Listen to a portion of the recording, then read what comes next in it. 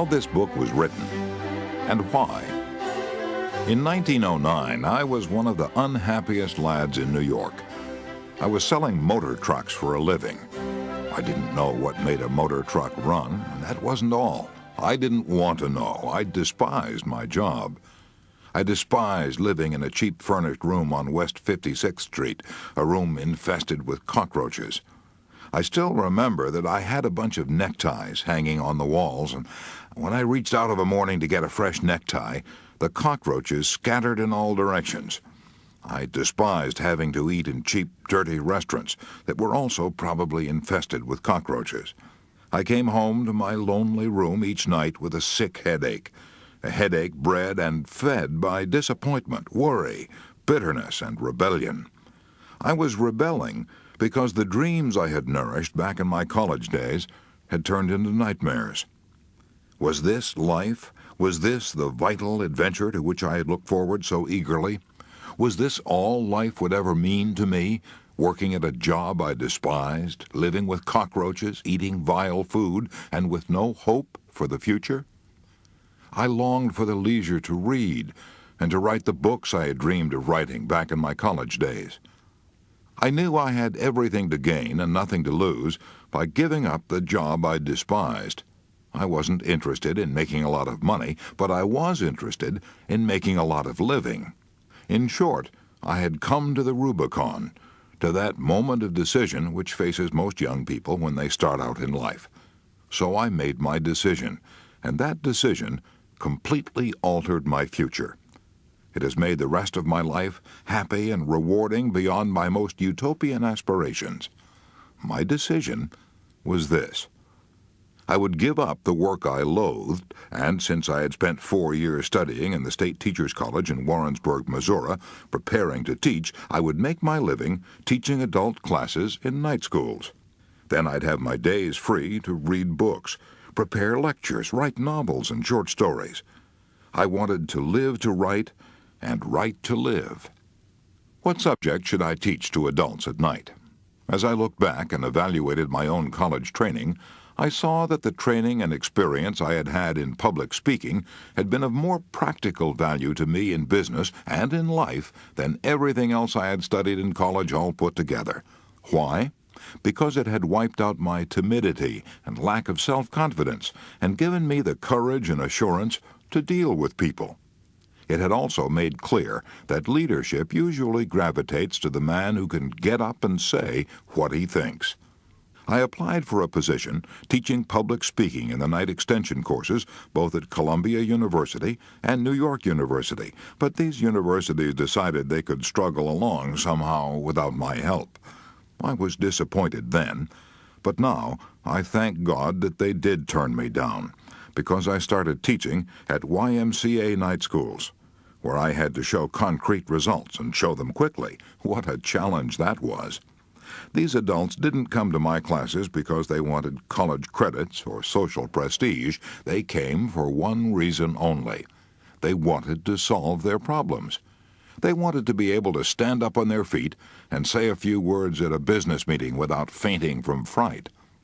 Salesmen wanted to be able to call on a tough customer without having to walk around the block 3 times to get up courage. They wanted to develop poise and self-confidence. They wanted to get ahead in business. They wanted to have more money for their families. And since they were paying for their tuition on an installment basis, and they stopped paying if they didn't get results, and since I was being paid not a salary but a percentage of the profits, I had to be practical if I wanted to eat. I felt at the time that I was teaching under a handicap, but I realize now that I was getting priceless training. I had to motivate my students. I had to help them solve their problems. I had to make each session so inspiring that they wanted to continue coming. It was exciting work. I loved it. I was astounded at how quickly these businessmen developed self-confidence and how quickly many of them secured promotions and increased pay. The classes were succeeding far beyond my most optimistic hopes. Within 3 seasons, the YMCAs, which had refused to pay me $5 a night in salary, were paying me $30 a night on a percentage basis. At first, I taught only public speaking, but as the years went by, I saw that these adults also needed the ability to win friends and influence people. Since I couldn't find an adequate textbook on human relations, I wrote one myself. It was written, no, it wasn't written in the usual way. It grew and evolved out of the experiences of the adults in these classes. I called it How to Win Friends and Influence People.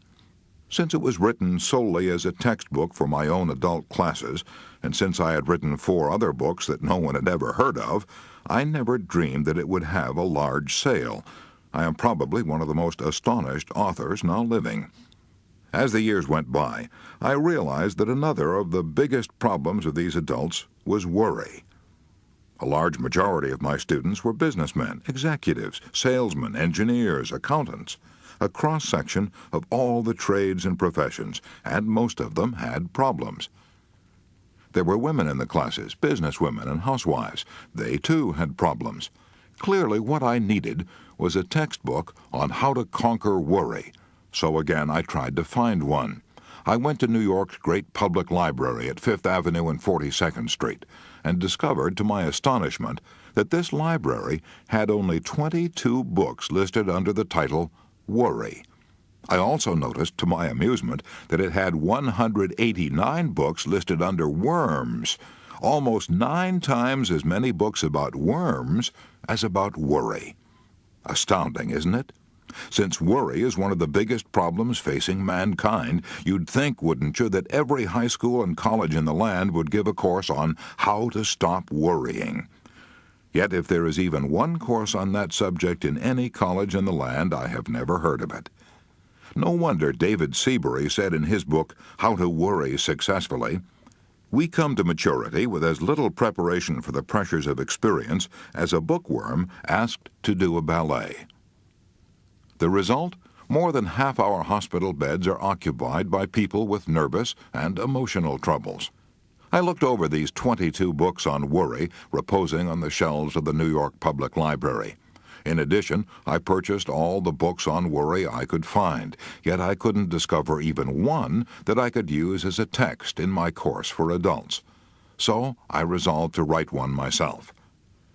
I began preparing myself to write this book 7 years ago. How? By reading what the philosophers of all ages have said about worry. I also read hundreds of biographies, all the way from Confucius to Churchill. I also interviewed scores of prominent people in many walks of life, such as Jack Dempsey, General Omar Bradley, General Mark Clark, Henry Ford, Eleanor Roosevelt, and Dorothy Dix. But that was only a beginning. I also did something else that was far more important than the interviews and the reading. I worked for 5 years in a laboratory for conquering worry, a laboratory conducted in our own adult classes. As far as I know, it was the first and only laboratory of its kind in the world. This is what we did. We gave students a set of rules on how to stop worrying and asked them to apply these rules in their own lives and then talk to the class on the results they had obtained. Others reported on techniques they'd used in the past. As a result of this experience, I presume I have listened to more talks on how I conquered worry than has any other individual who ever walked this earth. In addition, I read hundreds of other talks on how I conquered worry, talks that were sent to me by mail, talks that had won prizes in our classes that are held throughout the world. So this book didn't come out of an ivory tower. Neither is it an academic preachment on how worry might be conquered. Instead, I've tried to write a fast-moving, concise, documented report on how worry has been conquered by thousands of adults. One thing is certain, this book is practical. You can set your teeth in it. Science, said the French philosopher Valéry, is a collection of successful recipes. That's what this book is, a collection of successful and time-tested recipes to rid our lives of worry. However, let me warn you, you won't find anything new in it, but you will find much that's not generally applied. And when it comes to that, you and I don't need to be told anything new. We already know enough to lead perfect lives. We've all read the Golden Rule and the Sermon on the Mount. Our trouble is not ignorance, but inaction.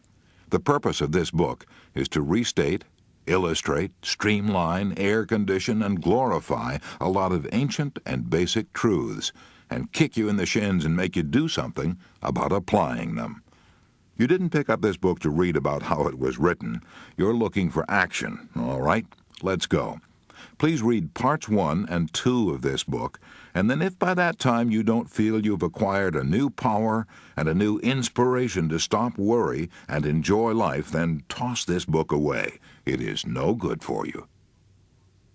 How to Stop Worrying and Start Living by Dale Carnegie. Part 1. Fundamental Facts You Should Know About Worry. Chapter 1. Live in day-tight compartments. In the spring of 1871, a young man picked up a book and read 21 words that had a profound effect on his future. A medical student at the Montreal General Hospital, he was worried about passing the final examination, worried about what to do, where to go, how to build up a practice, how to make a living. The 21 words that this young medical student read in 1871 helped him to become the most famous physician of his generation. He organized the world-famous Johns Hopkins School of Medicine. He became Regius Professor of Medicine at Oxford, the highest honor that can be bestowed upon any medical man in the British Empire. He was knighted by the King of England. When he died, 2 huge volumes containing 1,466 pages were required to tell the story of his life. His name was Sir William Osler. Here are the 21 words that he read in the spring of 1871, 21 words from Thomas Carlyle that helped him lead a life free from worry. Our main business is not to see what lies dimly at a distance, but to do what lies clearly at hand. 42 years later, on a soft spring night when the tulips were blooming on the campus, this man, Sir William Osler, addressed the students of Yale University. He told those Yale students that a man like himself, who had been a professor in 4 universities and had written a popular book, was supposed to have brains of a special quality. He declared that this was untrue. He said that his intimate friends knew that his brains were of the most mediocre character. What then was the secret of his success? He stated that it was owing to what he called living in day-tight compartments. What did he mean by that? A few months before he spoke at Yale, Sir William Osler had crossed the Atlantic on a great ocean liner, where the captain, standing on the bridge, could press a button, and presto, there was a clanging of machinery, and various parts of the ship were immediately shut off from one another, shut off into watertight compartments. Now, each one of you, Dr. Osler said to these Yale students, is a much more marvelous organization than the great liner, and bound on a longer voyage. What I urge is that you so learn to control the machinery as to live with day-tight compartments as the most certain way to ensure safety on the voyage. Get on the bridge and see that at least the great bulkheads are in working order. Touch a button and hear at every level of your life the iron doors shutting out the past, the dread yesterdays. Touch another and shut off with a metal curtain the future, the unborn tomorrows. Then you are safe, safe for today. Shut off the past. Let the dead past bury its dead. Shut out the yesterdays which have lighted fools the way to dusty death. The load of tomorrow added to that of yesterday, carried today, makes the strongest falter. Shut off the future as tightly as the past. The future is today. There is no tomorrow. The day of man's salvation is now. Waste of energy, mental distress, nervous worries dog the steps of a man who is anxious about the future. Shut close, then, the great fore and aft bulkheads, and prepare to cultivate the habit of a life of day-tight compartments. Did Dr. Osler mean to say that we should not make any effort to prepare for tomorrow? No, not at all. But he did go on in that address to say that the best possible way to prepare for tomorrow is to concentrate with all your intelligence, all your enthusiasm, on doing today's work superbly today. That's the only possible way you can prepare for the future. Sir William Osler urged the students at Yale to begin the day with Christ's prayer, "Give us this day our daily bread." Remember that the prayer asks only for today's bread. It doesn't complain about the stale bread we had to eat yesterday, and it doesn't say, "Oh God, it has been pretty dry out in the wheat belts lately, and we may have another drought, and then how will I get my bread to eat next fall?" Or, "Suppose I lose my job, oh God, how could I get bread then?" No, this prayer teaches us to ask for today's bread only. Today's bread is the only kind of bread you can possibly eat. Years ago, a penniless philosopher was wandering through stony country where the people had a hard time making a living. One day a crowd gathered about him on a hill, and he gave what is probably the most quoted speech ever delivered anywhere at any time. This speech contains 26 words that have gone ringing down across the centuries. "Take, therefore, no thought for the morrow shall take thought for the things of itself. Sufficient unto the day is the evil thereof." Many men have rejected those words of Jesus, "Take no thought for the morrow." They have rejected those words as a counsel of perfection, as a bit of mysticism. "I must take thought for the morrow," they say. "I must take out insurance to protect my family. I must lay aside money for my old age. I must plan and prepare to get ahead." Right, of course you must. The truth is that those words of Jesus, translated over 300 years ago, don't mean today what they meant during the reign of King James. 300 years ago, the word thought frequently meant anxiety. Modern versions of the Bible quote Jesus more accurately as saying, "Have no anxiety for the tomorrow." By all means, take thought for tomorrow, yes, careful thought and planning and preparation, but have no anxiety. During the Second World War, our military leaders planned for the morrow, but they could not afford to have any anxiety. "I have supplied the best men with the best equipment we have," said Admiral Ernest J. King, who directed the United States Navy, "and have given them what seems to be the wisest mission. That is all I can do." Whether in war or peace, good thinking deals with causes and effects and leads to logical, constructive planning. Bad thinking frequently leads to tension and nervous breakdown. I had the privilege of interviewing Arthur Hayes Sulzberger, publisher from 1935 to 1961 of one of the most famous newspapers in the world, the New York Times. Mr. Sulzberger told me that when the Second World War flamed across Europe, he was so stunned, so worried about the future, that he found it almost impossible to sleep. He would frequently get out of bed in the middle of the night, take some canvas and tubes of paint, look in the mirror, and try to paint a portrait of himself. He didn't know anything about painting, but he painted anyway, to get his mind off his worries. Mr. Sulzberger told me that he was never able to banish his worries and find peace until he had adopted as his motto 5 words from a church hymn: "One step enough for me." Lead, kindly light, keep thou my feet. I do not ask to see the distant scene, one step enough for me. At about the same time, a young man in uniform somewhere in Europe was learning the same lesson. His name was Ted Benjamino of Baltimore, Maryland, and he had worried himself into a first-class case of combat fatigue. In April 1945, wrote Ted Benjamino, I had worried until I had developed what doctors called a spasmodic transverse colon, a condition that produced intense pain. If the war hadn't ended when it did, I'm sure I would have had a complete physical breakdown. I was utterly exhausted. I was a Graves Registration non-commissioned officer for the 94th Infantry Division. My work was to help set up and maintain records of all men killed in action, missing in action, and hospitalized. I also had to help disinter the bodies of both Allied and enemy soldiers who had been killed and hastily buried in shallow graves during the pitch of battle.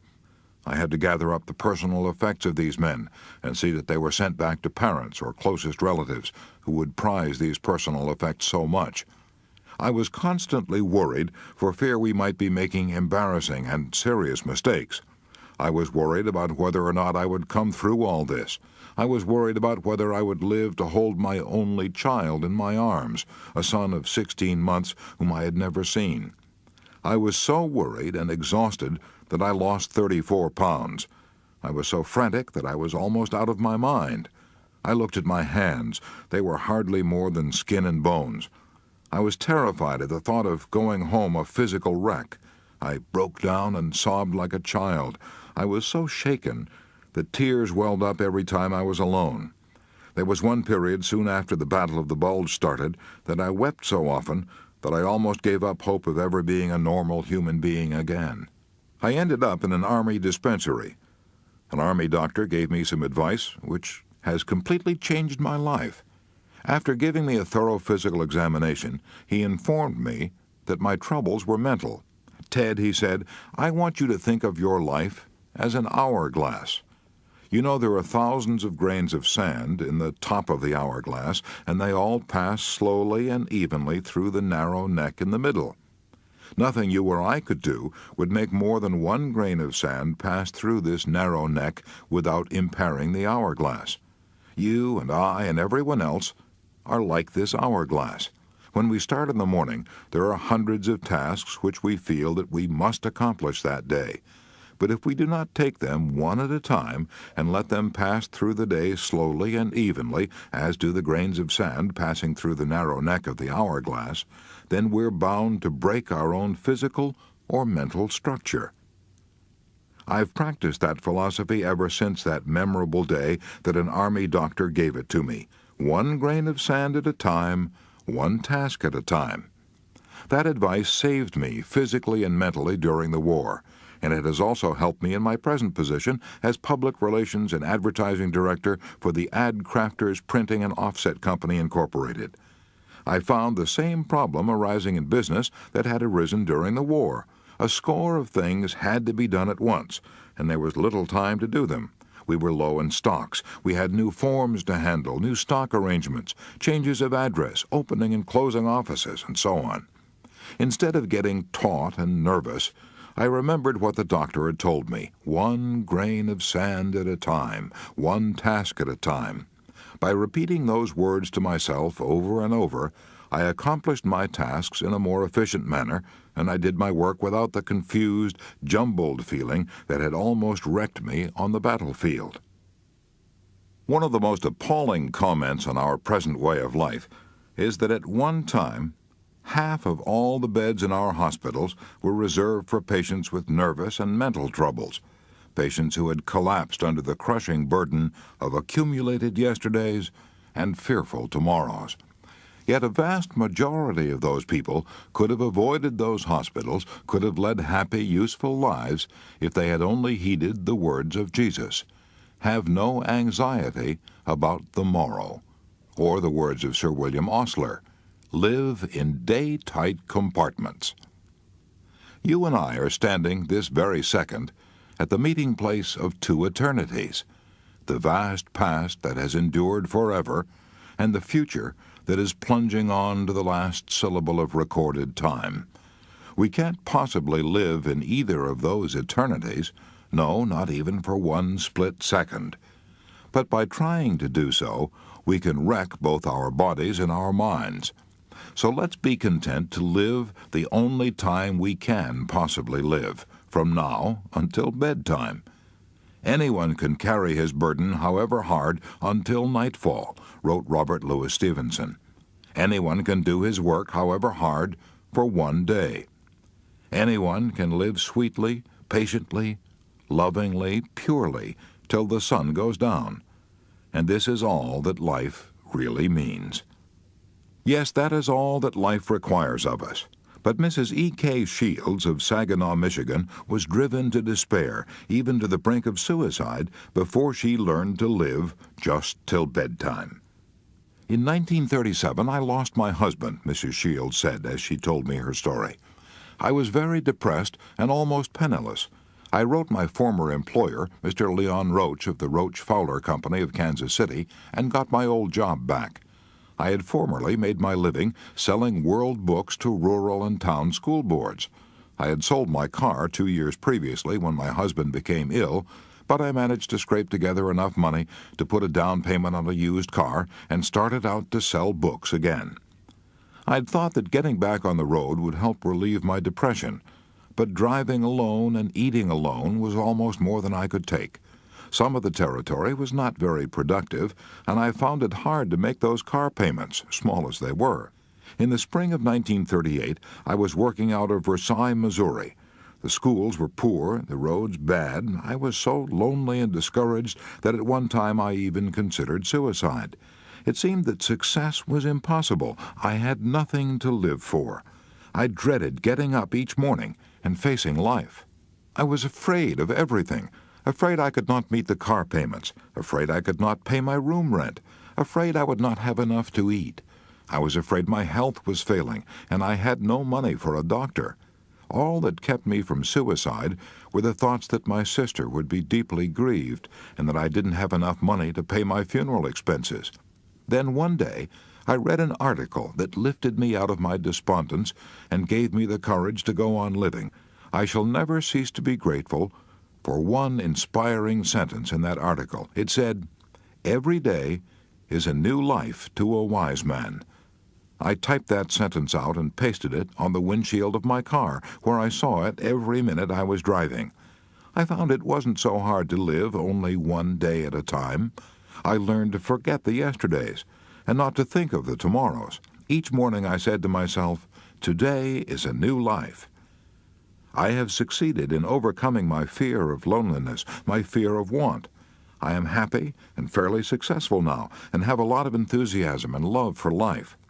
I know now that I shall never again be afraid, regardless of what life hands me. I know now that I won't have to fear the future. I know now that I can live one day at a time, and that every day is a new life to a wise man. Who do you suppose wrote this verse?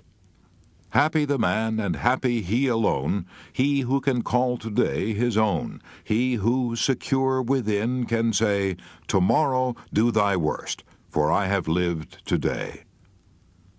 Those words sound modern, don't they? Yet they were written 30 years before Christ was born by the Roman poet Horace. One of the most tragic things I know about human nature is that all of us tend to put off living. We're all dreaming of some magical rose garden over the horizon instead of enjoying the roses that are blooming outside our windows today. Why are we such fools, such tragic fools? How strange it is, our little procession of life, wrote Stephen Leacock. The child says, "When I am a big boy," but what is that? The big boy says, "When I grow up," and then grown up he says, "When I get married." But to be married, what is that after all? The thought changes to "when I'm able to retire." And then when retirement comes, he looks back over the landscape traversed. A cold wind seems to sweep over it. Somehow he has missed it all, and it is gone. Life, we learn too late, is in the living, in the tissue of every day and hour. The late Edward S. Evans of Detroit almost killed himself with worry before he learned that life is in the living, in the tissue of every day and hour. Brought up in poverty, Edward Evans made his first money by selling newspapers, then worked as a grocer's clerk. Later, with 7 people dependent upon him for bread and butter, he got a job as an assistant librarian. Small as the pay was, he was afraid to quit. 8 years passed before he could summon up the courage to start out on his own. But once he started, he built up an original investment of 55 borrowed dollars into a business of his own that made him $20,000 a year. Then came a frost, a killing frost. He endorsed a big note for a friend, and the friend went bankrupt. Quickly on top of that disaster came another. The bank in which he had all his money collapsed. He not only lost every cent he had, but was plunged into debt for $16,000. His nerves couldn't take it. "I couldn't sleep or eat," he told me. "I became strangely ill. Worry, and nothing but worry," he said, "brought on this illness. One day as I was walking down the street, I fainted and fell on the sidewalk. I was no longer able to walk. I was put to bed, and my body broke out in boils. These boils turned inward until just lying in bed was agony. I grew weaker every day. Finally, my doctor told me that I had only 2 more weeks to live. I was shocked. I drew up my will, and then lay back in bed to await my end. No use to struggle now or worry. I gave up, relaxed, and went to sleep. I hadn't slept 2 hours in succession for weeks, but now, with my earthly problems drawing to an end, I slept like a baby. My exhausting weariness began to disappear. My appetite returned. I gained weight.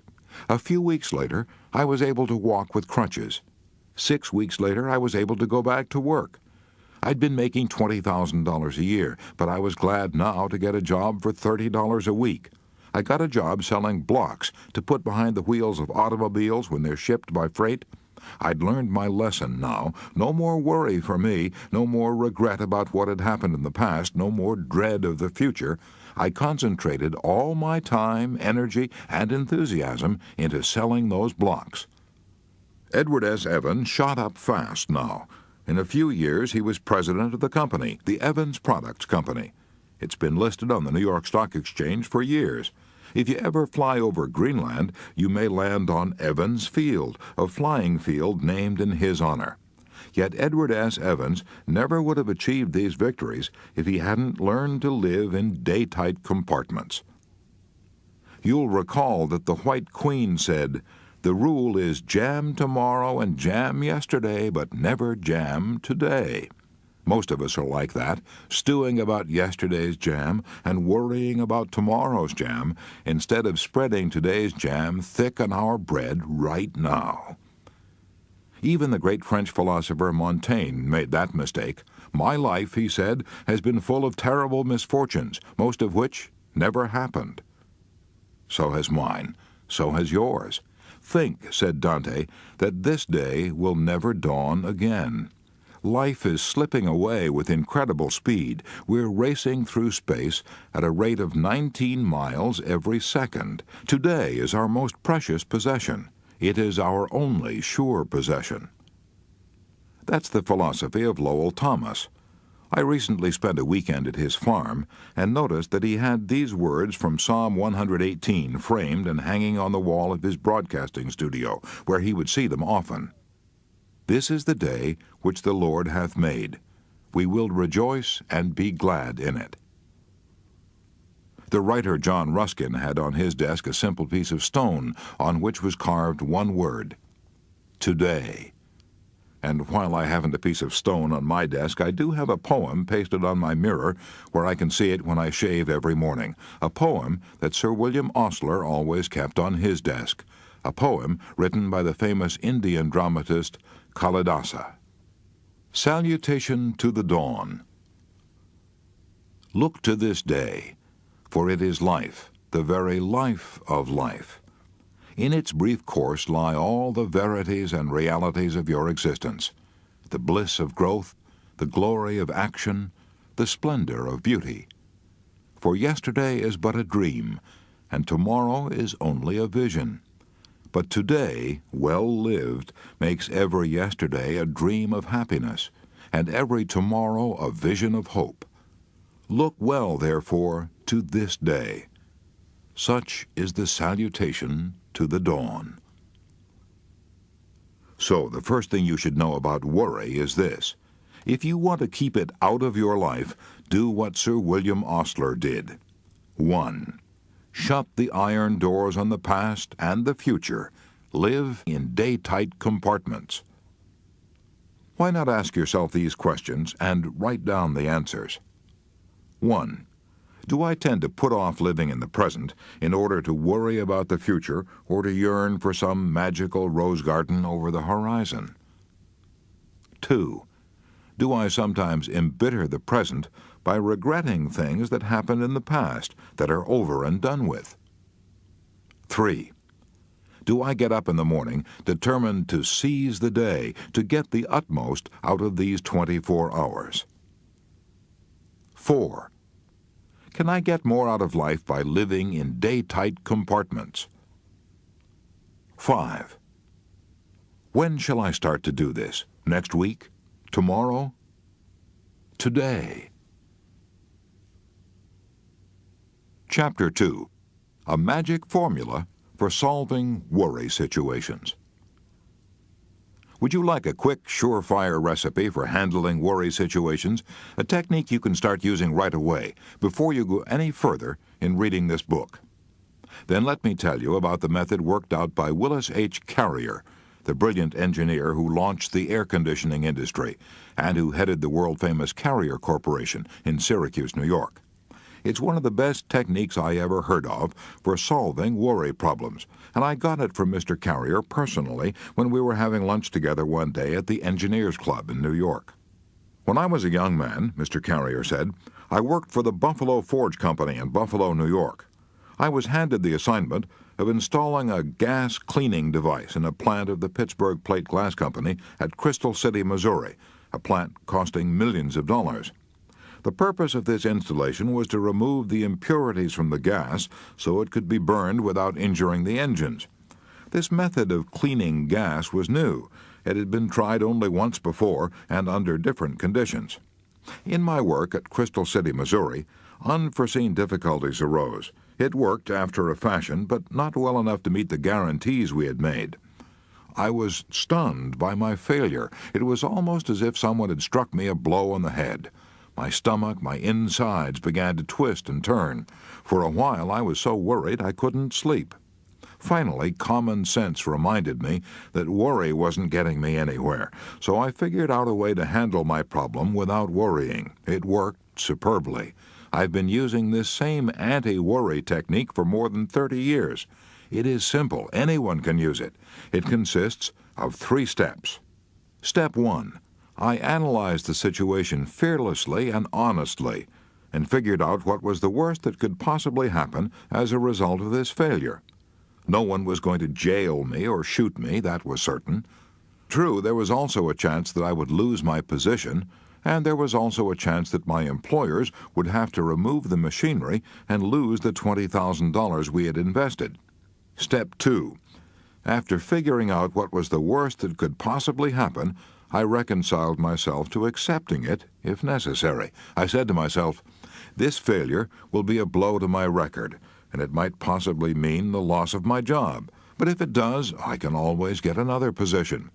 Conditions could be much worse, and as far as my employers are concerned, well, they realize that we are experimenting with a new method of cleaning gas, and if this experience costs them $20,000, they can charge it up to research, for it's an experiment.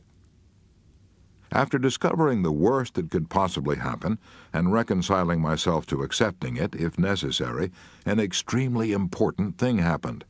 I immediately relaxed and felt a sense of peace that I hadn't experienced in days.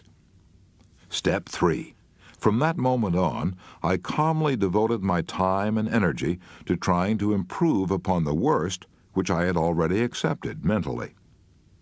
I now tried to figure out ways and means by which I might reduce the loss of $20,000 that we faced. I made several tests and finally figured out that if we spent another $5,000 for additional equipment, our problem would be solved. We did this, and instead of the firm losing $20,000, we made $15,000.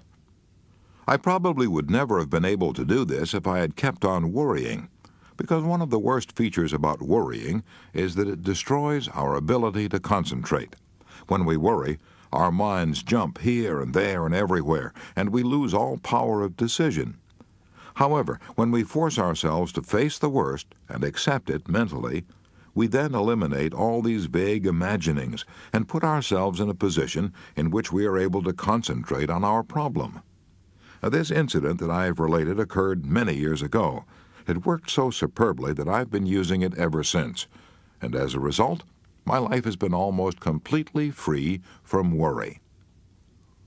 Now, why is Willis H. Carrier's magic formula so valuable and so practical, psychologically speaking? Because it yanks us down out of the great gray clouds in which we fumble about when we're blinded by worry. It plants our feet good and solid on the earth. We know where we stand. And if we haven't solid ground under us, how in creation can we ever hope to think anything through? Professor William James, the father of applied psychology, has been dead since 1910. But if he were alive today and could hear this formula for facing the worst, he would heartily approve it. How do I know that? Because he told his own students, "Be willing to have it so. Be willing to have it so," he said, because acceptance of what has happened is the first step in overcoming the consequences of any misfortune. Would you like to see how someone adopted Willis H. Carrier's magic formula and applied it to his own problem? Well, here's one example from a New York oil dealer who was a student in my classes. "I was being blackmailed," this student began. "I didn't believe it was possible. I didn't believe it could happen outside of the movies, but I was actually being blackmailed. What happened was this. The oil company of which I was the head had a number of delivery trucks and a number of drivers. At that time, war regulations were strictly in force, and we were rationed on the amount of oil we could deliver to any one of our customers. I didn't know it, but it seems that certain of our drivers had been delivering oil short to our regular customers and then reselling the surplus to customers of their own. The first inkling I had of these illegitimate transactions was when a man who claimed to be a government inspector came to see me one day and demanded hush money. He had got documentary proof of what our drivers had been doing, and he threatened to turn this proof over to the district attorney's office if I didn't cough up. I knew, of course, that I had nothing to worry about, personally at least, but I also knew that the law says a firm is responsible for the actions of its employees. What's more, I knew that if the case came to court and it was aired in the newspapers, the bad publicity would ruin my business. And I was proud of my business. It had been founded by my father 24 years before. I was so worried I was sick. I didn't eat or sleep for 3 days and nights. I kept going around in crazy circles. Should I pay the money, $5,000, or should I tell this man to go ahead and do his damnedest? Either way, I tried to make up my mind. It ended in a nightmare. Then on Sunday night, I happened to pick up the booklet on How to Stop Worrying, which I had been given in my Carnegie class in public speaking. I started to read it and came across the story of Willis H. Carrier. Face the worst, it said. So I asked myself, what's the worst that could happen if I refuse to pay up and these blackmailers turn their records over to the district attorney? The answer to that was the ruin of my business. That's the worst that can happen. I can't go to jail. All that can happen is that I shall be ruined by the publicity. I then said to myself, all right, the business is ruined. I accept that mentally. What happens next? Well, with my business ruined, I would probably have to look for a job. That wasn't bad. I knew a lot about oil. There were several firms that might be glad to employ me. I began to feel better. The blue funk I had been in for 3 days and nights began to lift a little. My emotions calmed down, and to my astonishment, I was able to think. I was clear-headed enough now to face step 3, improve on the worst. As I thought of solutions, an entirely new angle presented itself to me. If I told my attorney the whole situation, he might find a way out which I hadn't thought of. I know it sounds stupid to say that this hadn't even occurred to me before, but of course I hadn't been thinking. I had only been worrying. I immediately made up my mind that I would see my attorney first thing in the morning, and then I went to bed and slept like a log. How did it end? Well, the next morning, my lawyer told me to go and see the district attorney and tell him the truth. I did precisely that. When I finished, I was astonished to hear the DA say that this blackmail racket had been going on for months, and that the man who claimed to be a government agent was a crook wanted by the police.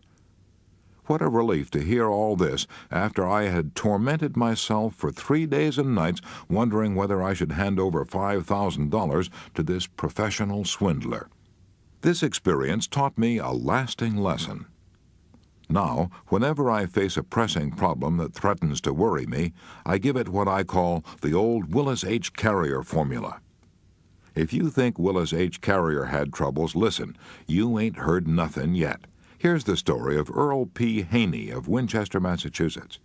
Here's the story as he told it to me himself on November 17, 1948, in the Hotel Statler in Boston.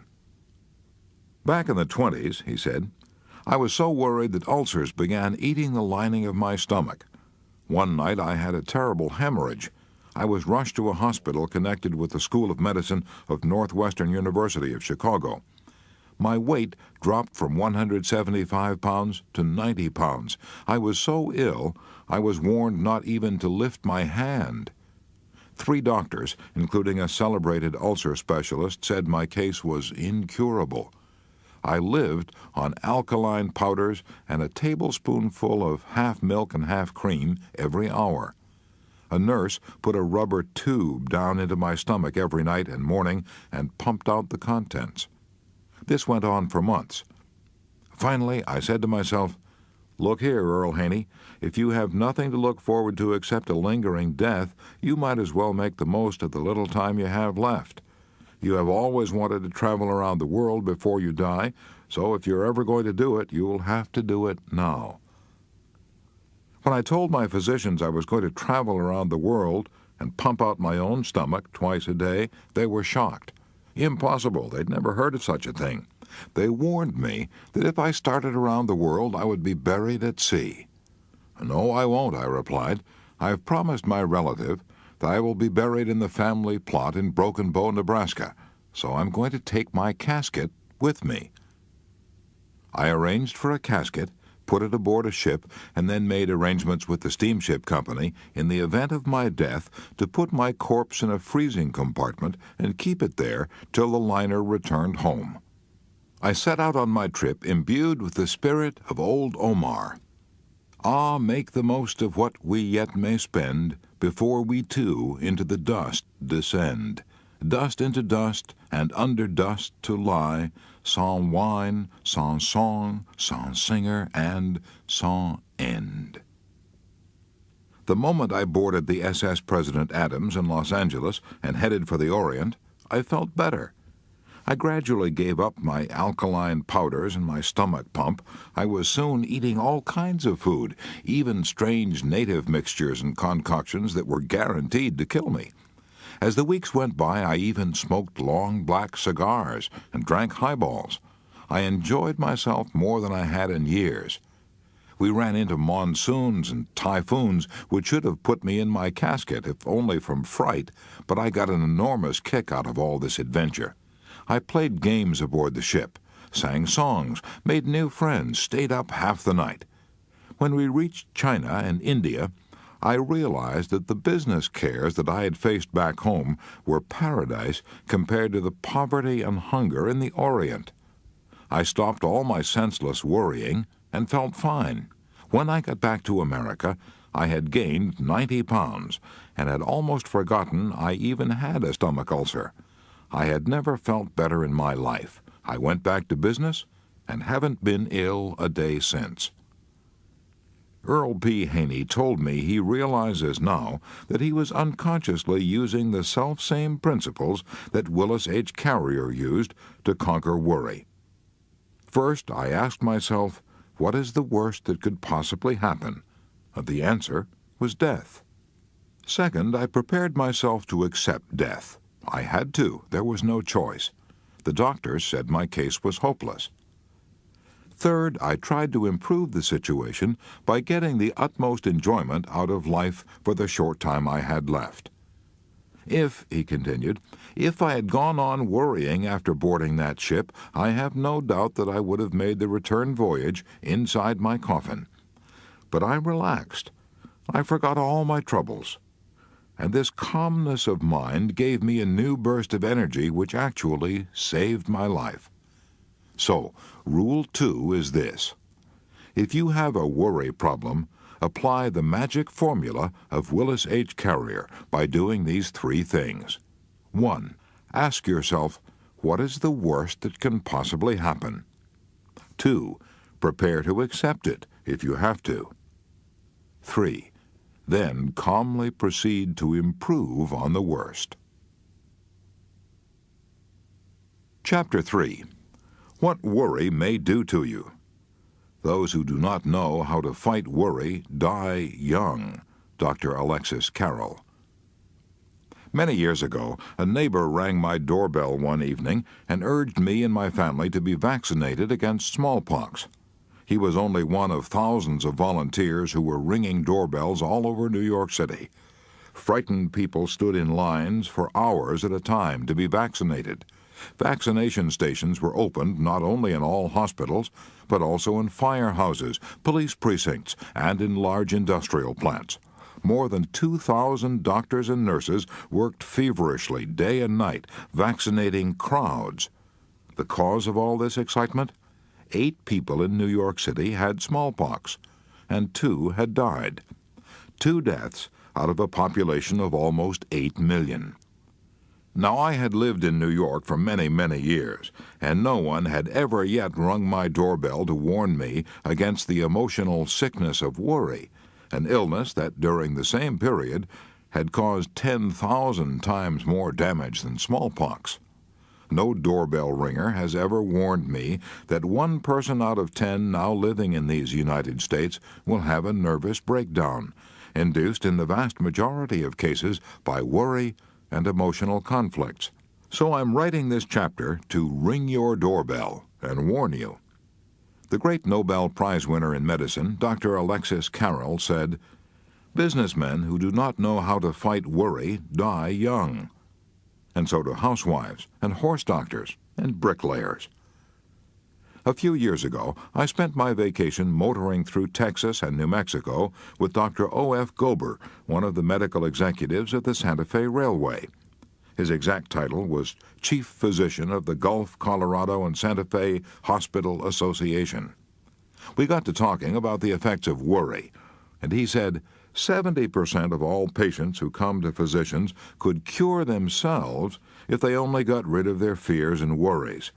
Don't think for a moment that I mean their ills are imaginary, he said. Their ills are as real as a throbbing toothache, and sometimes 100 times more serious.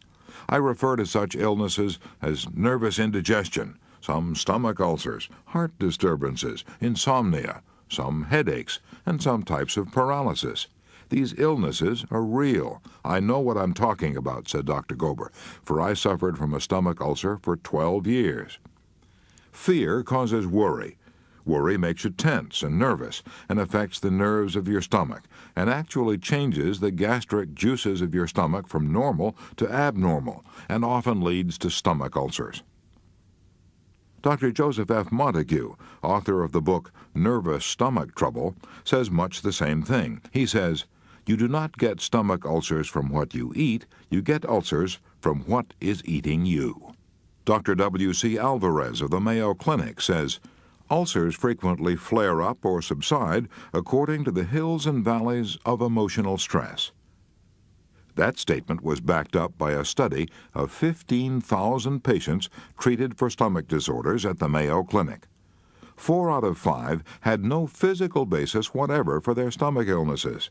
Fear, worry, hate, supreme selfishness, and the inability to adjust themselves to the world of reality.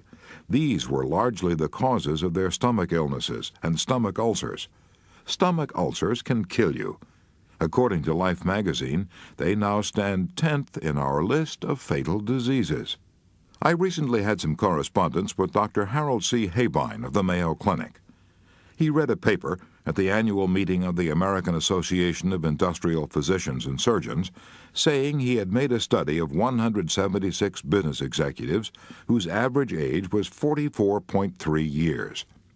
He reported that slightly more than a third of these executives suffered from one of 3 ailments peculiar to high-tension living: heart disease, digestive tract ulcers, and high blood pressure. Think of it.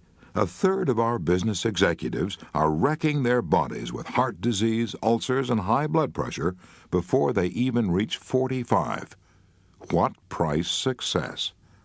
And they aren't even buying success.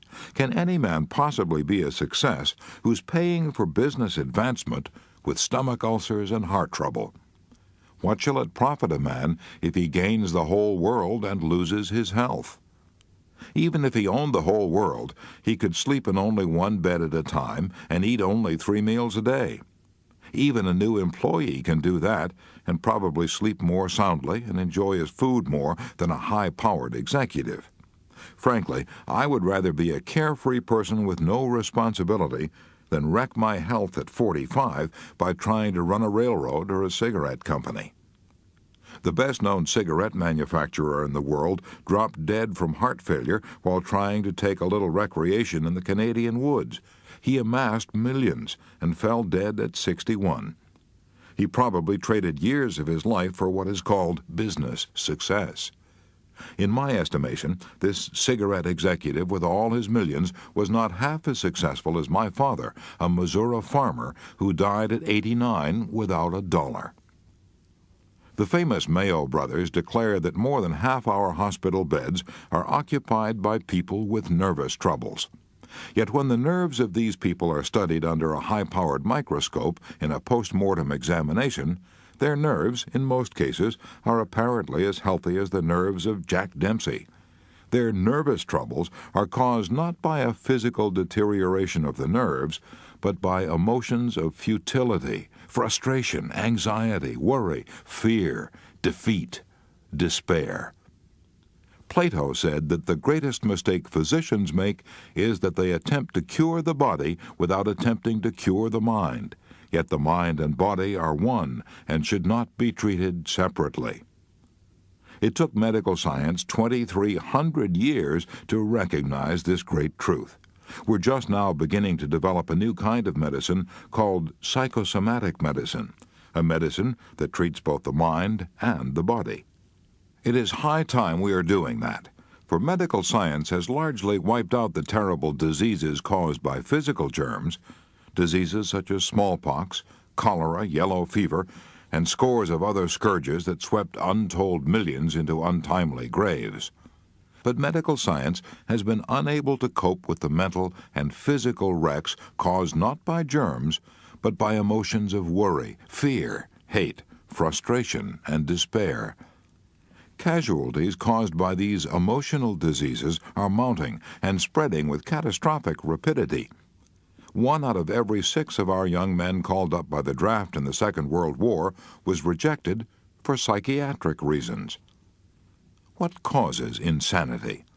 No one knows all the answers, but it's highly probable that in many cases fear and worry are contributing factors. The anxious and harassed individual who's unable to cope with the harsh world of reality breaks off all contact with his environment and retreats into a private dream world of his own making, and this solves his worry problems. I have on my desk a book by Dr. Edward Podolsky entitled Stop Worrying and Get Well. Here are some of the chapter titles in that book.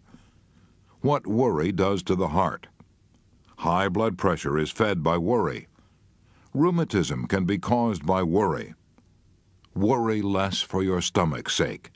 How worry can cause a cold. Worry and the thyroid.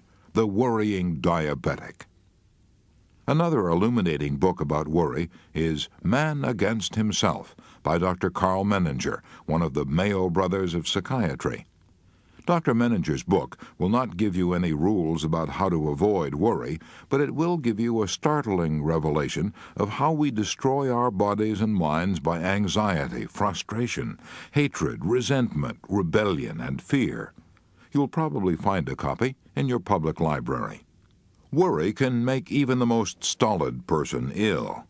General Grant discovered that during the closing days of the Civil War. The story goes like this. Grant had been besieging Richmond for 9 months. General Lee's troops, ragged and hungry, were beaten. Entire regiments were deserting at a time. Others were holding prayer meetings in their tents, shouting, weeping, and seeing visions. The end was close. Lee's men set fire to the cotton and tobacco warehouses in Richmond, burned the arsenal, and fled from the city at night while towering flames roared up into the darkness.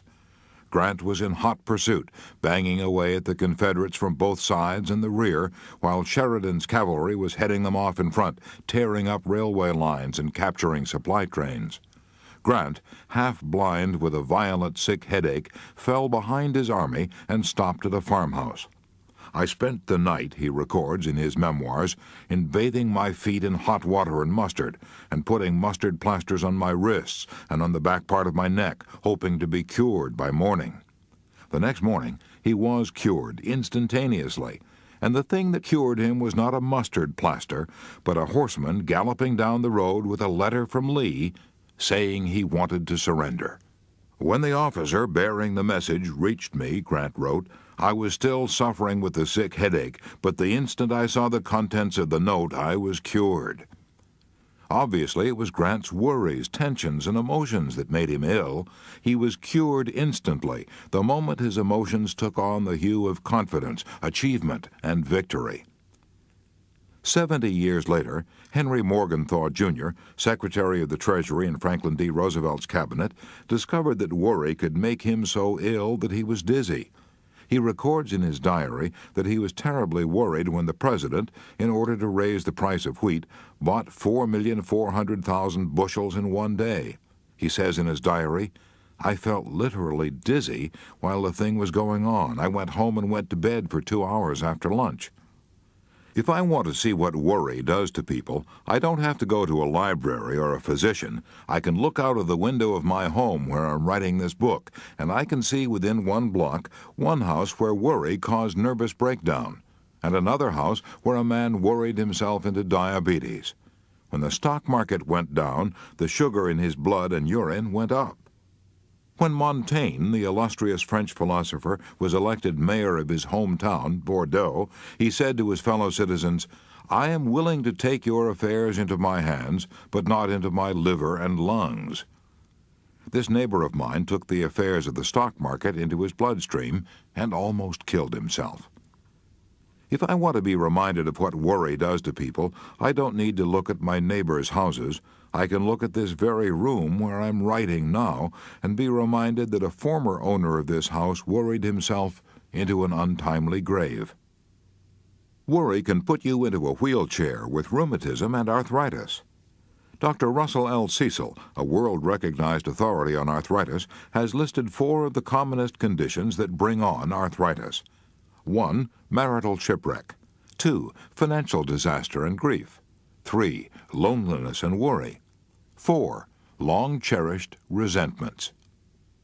Naturally, these 4 emotional situations are far from being the only causes of arthritis. There are many different kinds of arthritis due to various causes. But to repeat, the commonest conditions that bring on arthritis are the 4 listed by Dr. Russell L. Cecil. For example, a friend of mine was hard hit during the Depression that the gas company shut off the gas and the bank foreclosed the mortgage on his house. His wife suddenly had a painful attack of arthritis, and in spite of medicine and diets, the arthritis continued until their financial situation improved. Worry can even cause tooth decay. Dr. William I. L. McGonigal said in an address before the American Dental Association that unpleasant emotions, such as those caused by worry, fear, nagging, may upset the body's calcium balance and cause tooth decay. Dr. McGonigal told of a patient of his who had always had a perfect set of teeth until he began to worry over his wife's sudden illness. During the 3 weeks she was in the hospital, he developed 9 cavities brought on by worry. Have you ever seen a person with an acutely overactive thyroid? I have, and I can tell you they tremble. They shake, they look like something half scared to death, and that's about what it amounts to. The thyroid gland, the gland that regulates the body, has been thrown out of kilter. It speeds up the heart. The whole body is roaring away at full blast like a furnace with all of its drafts wide open. And if this isn't checked, by operation or treatment, the victim may die, may burn himself out. Some time ago, I went to Philadelphia with a friend of mine who suffered from this condition. We consulted Dr. Israel Bram, a famous specialist who's been treating this type of ailment for 38 years. Here's the advice he had hanging on the wall of his waiting room, painted on a large wooden sign. I copied it down on the back of an envelope while I was waiting. Relaxation and recreation. The most relaxing, recreating forces are a healthy religion, sleep, music, and laughter. have faith in God, learn to sleep well, love good music, see the funny side of life, and health and happiness will be yours. The first question he asked this friend of mine was, what emotional disturbances brought on this condition? He warned my friend that if he didn't stop worrying, he could get other complications, heart trouble, stomach ulcers, or diabetes. All of these diseases, said that eminent doctor, are cousins, first cousins. When I interviewed film star Merle Oberon, she told me she refused to worry because she knew that worry would destroy her chief asset on the motion picture screen, her good looks. When I first tried to break into the movies, she told me, I was worried and scared. I'd just come from India, and I didn't know anyone in London where I was trying to get a job. I saw a few producers, but none of them hired me, and the little money I had began to give out. For 2 weeks I lived on nothing but crackers and water. I was not only worried now, I was hungry. I said to myself, maybe you're a fool.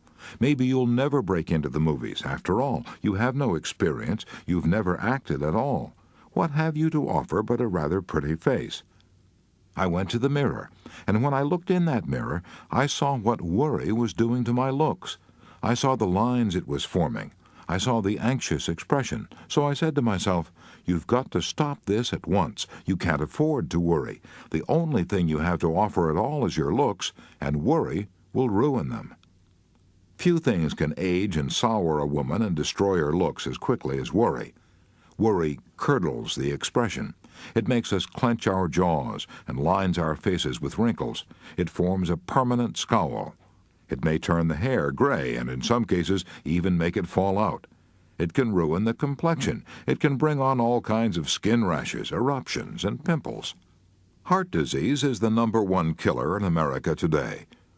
During the Second World War, almost 1/3 of a million men were killed in combat. But during the same period, heart disease killed 2 million civilians, and 1 million of those casualties were caused by the kind of heart disease that's brought on by worry and high-tension living. Yes, heart disease is one of the chief reasons why Dr. Alexis Carrel said, businessmen who do not know how to fight worry die young. The Lord may forgive us our sins, said William James, but the nervous system never does. Here's a startling and almost incredible fact. More Americans commit suicide each year than die from the 5 most common communicable diseases. Why? The answer is largely worry. When the cruel Chinese warlords wanted to torture their prisoners, they would tie their prisoners hand and foot and put them under a bag of water that constantly dripped, dripped, dripped, day and night. These drops of water, constantly falling on the head, finally became like the sound of hammer blows and drove men insane. This same method of torture was used during the Spanish Inquisition and in German concentration camps under Hitler. Worry is like the constant drip, drip, drip of water, and the constant drip, drip, drip of worry often drives men to insanity and suicide. When I was a country lad in Missouri, I was half scared to death by listening to Billy Sunday describe the hellfires of the next world. But he never even mentioned the hellfires of physical agony that warriors may have to face here and now. For example, if you're a chronic worrier, you may be stricken someday with one of the most excruciating pains ever endured by man, angina pectoris. Do you love life? Do you want to live long and enjoy good health? Here's how you can do it. I am quoting Dr. Alexis Carrel again. He said, "Those who keep the peace of their inner selves in the midst of the tumult of the modern city are immune from nervous diseases." Can you keep the peace of your inner self in the midst of the tumult of a modern city? If you're a normal person, the answer is yes. Emphatically yes. Most of us are stronger than we realize. We have inner resources that we have probably never tapped. As Thoreau said in his immortal book, Walden, I know of no more encouraging fact than the unquestionable ability of man to elevate his life by a conscious endeavor. If one advances confidently in the direction of his dreams and endeavors to live the life he has imagined, he will meet with a success unexpected in common hours. Surely many of the readers of this book have as much willpower and as many inner resources as has Olga K. Jarvie of Coeur d'Alene, Idaho. She discovered that under the most tragic circumstances, she could banish worry. I firmly believe that you and I can also, if we apply the old truths discussed in this volume. Here is Olga K. Jarvie's story as she wrote it for me. 8.5 years ago, I was condemned to die a slow, agonizing death of cancer. The best medical brains of the country, the Mayo brothers, confirmed the sentence.